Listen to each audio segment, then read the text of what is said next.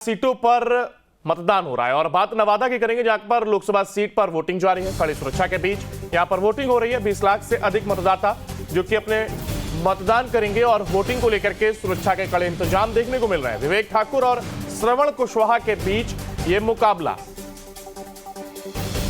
तो विवेक ठाकुर और श्रवण कुमार के बीच ये मुकाबला है। वही अगर बात करें नवादा में कुल वोटर्स की, तो 20 लाख यहां पर वोटर्स हैं और इसके साथ ही मेल वोटर्स की बात की जाए तो 10 लाख से ऊपर मेल वोटर और 9 लाख के करीब यहां पर फीमेल वोटर हैं।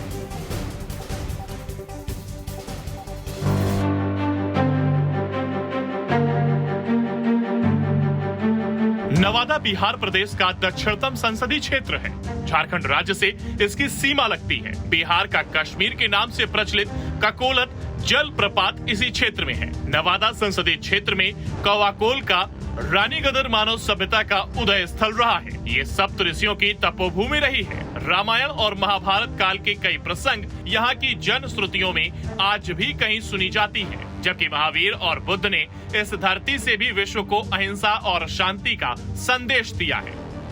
2024 के लोकसभा चुनाव के पहले चरण में जिन जिन सीटों पर मतदान होना है, उनमें सबसे खास सीट है नवादा। 19 अप्रैल को होने वाले चुनाव को लेकर सियासी अखाड़े के पहलवान तय हो चुके हैं। स्थानीय लोगों में चुनाव को लेकर के उत्साह है और लोग अब खुलकर चुनावी चर्चा में जुट गए हैं। तो चलिए आज आपको बताते हैं नवादा लोकसभा सीट का सियासी इतिहास और सियासी समीकरण। 2008 में हुए परिसीमन से पहले नवादा अनुसूचित जाति के लिए आरक्षित सीट, अनारक्षित सीट होने के बाद नवादा में 2009, 2014 और 2019 यानी 3 चुनाव हो चुके हैं और तीनों बार ही नवादा में एनडीए प्रत्याशी ने अपने अपने प्रतिद्वंदियों को धूल चटाई है। इस सीट पर 2 बार बीजेपी तो 1 बार एलजेपी के प्रत्याशियों ने जीत दर्ज की है। बिहार की सभी लोकसभा सीटों की तरह नवादा सीट पर भी एनडीए और महागठबंधन के बीच टक्कर की उम्मीद जताई जा रही थी, लेकिन नवादा की सियासत में दमदार उपस्थिति रखने वाले पूर्व विधायक राज बल्लभ यादव के भाई विनोद यादव की एंट्री ने मुकाबले को रोचक बना दिया है। एनडीए की ओर से यहाँ बीजेपी के विवेक ठाकुर ताल ठोक रहे हैं। नए नवादा और विकसित नवादा का इस नामांकन के माध्यम से नींव बोया गया है और जो आदरणीय प्रधानमंत्री श्री नरेंद्र मोदी जी की जो कल्पना है कि आज़ादी के 100 साल के बाद 2047 में विकसित भारत की जो संज्ञा है भारत को मिलनी चाहिए। तो लालू ने यहाँ कुशवाहा काट खेलते हुए श्रवण कुशवाहा को मैदान में उतारा है, लेकिन जिस तरह से विनोद यादव के नामांकन में जिले के कई विधायक शामिल हुए, वो महागठबंधन की चिंता बढ़ाने वाला है।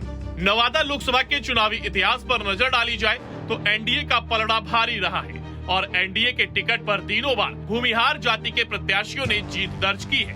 इस फैक्टर को ध्यान में रखते हुए बीजेपी ने इस बार भी भूमिहार समाज से ही विवेक ठाकुर को कमल खिलाने की जिम्मेदारी दी है।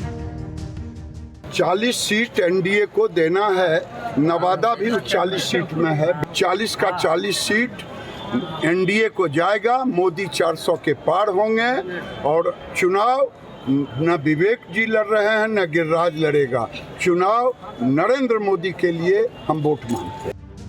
तो लालू ने कुशवाहा काट खेलते हुए श्रवण कुशवाहा को अपना उम्मीदवार बनाया है।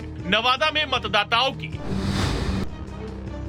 कुल संख्या 22,67,453 है, जिसमें 11,80,396 पुरुष मतदाता और महिला मतदाताओं की संख्या 10,87,058 है। जातिगत समीकरण की बात करें तो यहाँ भूमिहार और यादव किसी की हार जीत में निर्णायक भूमिका निभाते हैं। कई क्षेत्रों में ब्राह्मण और मुस्लिम वोटर्स का दबदबा है, तो अति पिछड़े और दलित वोटर्स भी बड़ी संख्या में हैं। पिछले कुछ चुनावों में महिलाओं की भागीदारी अव्वल रही है। पुरुषों की अपेक्षा उनका मतदान प्रतिशत कहीं अधिक है। लोकसभा चुनाव 2019 में नवादा जिले के 48.76% पुरुषों ने मतदान किया तो 49.76% महिला मतदाताओं ने अपना वोट डाला। पुरुषों से महिलाएं 2 कदम आगे ही रहीं।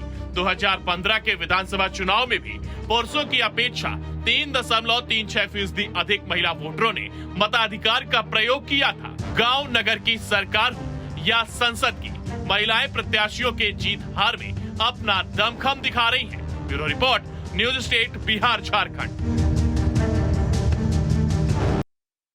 और अब बात जमुई की, जहां पर लोकसभा सीट पर वोटिंग जारी है। कड़ी सुरक्षा